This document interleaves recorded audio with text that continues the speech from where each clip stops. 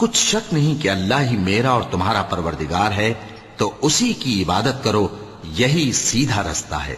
پھر جب عیسیٰ نے ان کی طرف سے انکار و نافرمانی ہی دیکھی تو کہنے لگے کہ کوئی ہے جو اللہ کا طرفدار اور میرا مددگار ہو؟